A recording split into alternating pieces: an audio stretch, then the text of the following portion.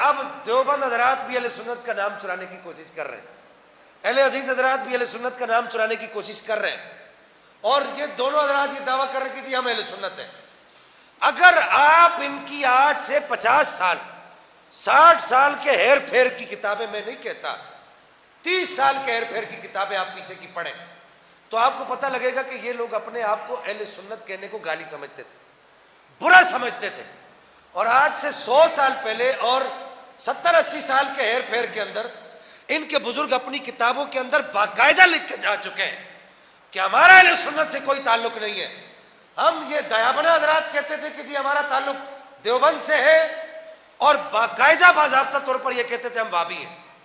اور اہل حدیث حضرات کہتے تھے کہ جی ہمارا جو نام ہے، ان کا نام تو خود ان کو انگریز سرکار نے دیا، یہ باقاعدہ ان کی کتب کے اندر یہ ساری باتیں لکھی ہوئی ہے۔ میرا بات سے موضوع یہ نہیں، آپ کو پتہ میں فرقہ واریت پر لعنت بھیجتا ہوں، لیکن اگر کوئی اہل سنت کا نام چرانے کی کوشش کرتا ہے تو پھر یہ بات تو فرقہ واریت کی تو نہیں ہے نا۔ اگر کسی کا حق چرانے کی کوشش کی جاتی ہے، کسی کا حق چھیننے کی کوشش کی جاتی ہے، تو مولا علی کرم اللہ تعالیٰ وجہ الکریم ارشاد فرماتے ہیں حق چھیننا کسی کا یہ سب سے بڑا ظلم ہے، اور ظلم پر خاموش رہنا یہ خود بہت بڑا ظلم ہے، تو لہذا ظلم پر خاموش نہیں رہا جا سکتا۔ تو یہ ایک بہت بڑا ظلم ہے کہ اہل سنت کا نام چھیننے کی کوشش کی جا رہی ہے، اور اہل سنت اس پر آج تک خاموش ہے۔ دیوبند حضرات کہہ رہے کہ جی ہم اہل سنت ہیں، اگرچہ ان کو آج سے پہلے اس پر یہ دعویٰ نہیں تھا، بلکہ اگر سچی بات کی جائے تو 20-25 سال کے ہیر پھیر کے اندر ان کو اہل سنت سے کوئی سروکار نہیں تھا۔ یہ 20-25 سال کا عرصہ ہوا انہوں نے اپنی مساجد کے اوپر بھی اہل سنت لکھنا شروع کر دیا، اپنے مدارس کے اندر بھی اہل سنت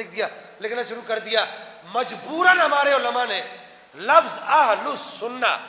والجماعہ کا لفظ لکھنا شروع کر دیا۔ انہوں نے کیا کیا؟ اہل سنت والجماعت لکھنا شروع کر دیا، اگرچہ یہ ہے ہی قاعدے کے خلاف۔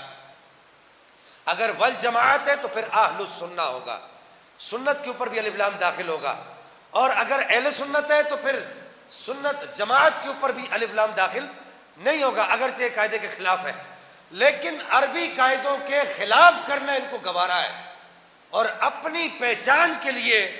ایک چیز کو بگاڑنا ان کو گوارا ہے، اور اہل سنت کا نام چرانے کے لیے کچھ بھی کرنے کے لیے یہ تیار ہے۔ یہ سب ان کو گوارا ہے، لیکن اپنی حقیقت بتانا ان کو گوارا نہیں ہے۔